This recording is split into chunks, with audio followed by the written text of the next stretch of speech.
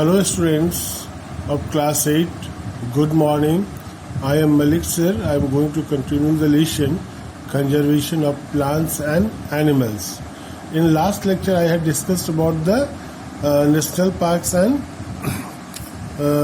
sanctuaries.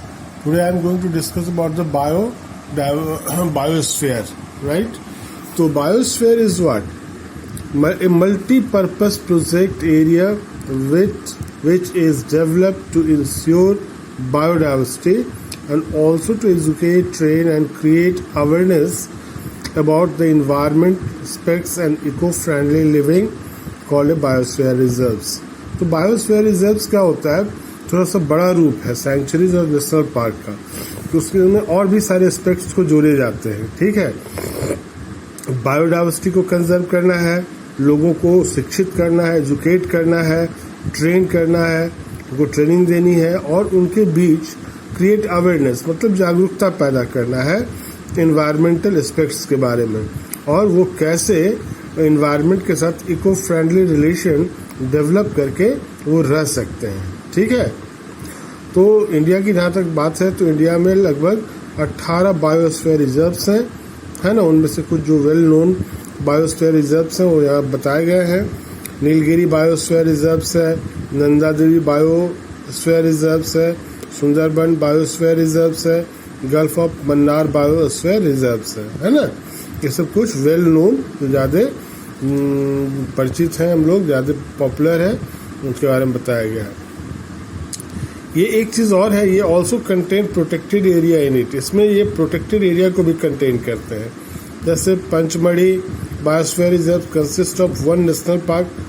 तो Pachmarhi biosphere reserve में एक नेशनल पार्क भी आता है जिसका नाम है सतपुड़ा, और 2 वाइल्ड लाइफ सेंचुरीज भी हैं इसमें, जिसमें उसको बोरी एंड पंचामढ़ी. ठीक है, अब देखिए रेड डाटा बुक, ये बुक है keeps A record of endangered animals. ये रेड डाटा बुक एक ऐसा बुक है जो रिकॉर्ड रखता है जो इंडेंजर्ड स्पीसीज हैं, जो खतरे में हैं, उन प्लांट या फिर एनिमल स्पीसीज के बारे में. They are different red data books, अलग अलग तरह के रेड डाटा बुक्स हैं जिसमें प्लांट, एनिमल्स या दूसरे स्पीसीज के बारे में जानकारी दी रहती है. ये publish in many different countries, अलग अलग देशों में इसको पब्लिश किया जाता है और प्रोवाइड यूजफुल इंफॉर्मेशन, जो जरूरी जानकारियां हैं उसको वो प्रोवाइड करता है. Through this book IUCN is trying to create awareness. इस बुक के द्वारा IUCN जो है वो क्या करना चाहता है, लोगों में अवेयरनेस पैदा करना चाहता है. ठीक है, अबाउट इंडेंजर्ड स्पीसीज के बारे में, ऐसे स्पीसीज के बारे में जो खतरे में है. पहला रेड डाटा बुक जो था वो 1991 में पब्लिश हुआ था, है ना. अब आते हैं हम लोग माइग्रेशन के ऊपर. माइग्रेशन कहने का मतलब ये पीरियोडिक मूवमेंट है ना. बर्ड्स हो चाहे एनिमल्स हो, वो periodic movement of birds and animals from one place to another in order to protect themselves from the adverse climatic conditions and return back to their original position when the conditions are favorable. कहने का मतलब birds और animals क्या करते हैं, समय समय पर वो अपने जहाँ पर वो रहते हैं परमानेंटली उस जगह को छोड़ के दूसरे जगह चले जाते हैं, क्योंकि वहाँ का जो क्लाइमेटिक कंडीशन है बहुत ख़राब हो चुका होता है, वहाँ पर उनका सर्वाइव करना मुश्किल होता है.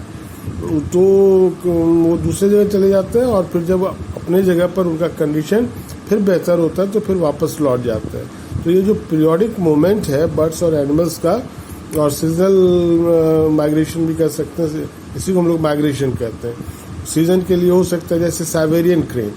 साइबेरिया में ठंडा जाने के मौसम में बहुत -30 और 40 डिग्री टेम्परेचर चला जाता है. ठीक है, तो वहाँ पर एडजस्ट करना थोड़ा दिक्कत है उन लोगों के लिए, मर सकते हैं, इसलिए वो क्या करते हैं दूसरे जगह मूव कर जाते हैं, और वो भी झुंड में, हजारों हजार के झुंड में वहाँ से चले जाते हैं.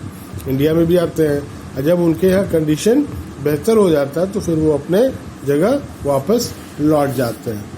ठीक है,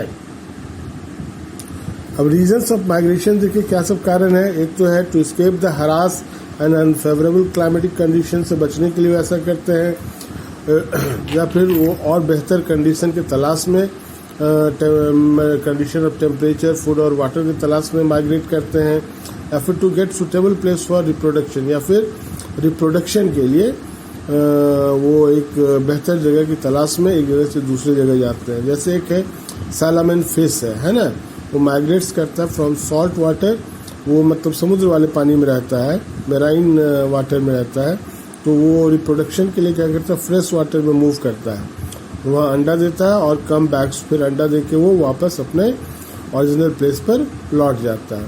फ्रेश वाटर एल्स जो है ये भी एक एनिमल है, go to salt water from fresh water, वो सॉल्ट वाटर में जाता है अपने अंडे को देने के लिए, फिर वापस लौट जाता है ना। एक माइग्रेटरी बर्ड है जिसको सबसे बेस्ट माइग्रेटर कहा जाता है, आर्कटिक टर्न। ये जो सी बर्ड है, it is famous for its migration के लिए फेमस है।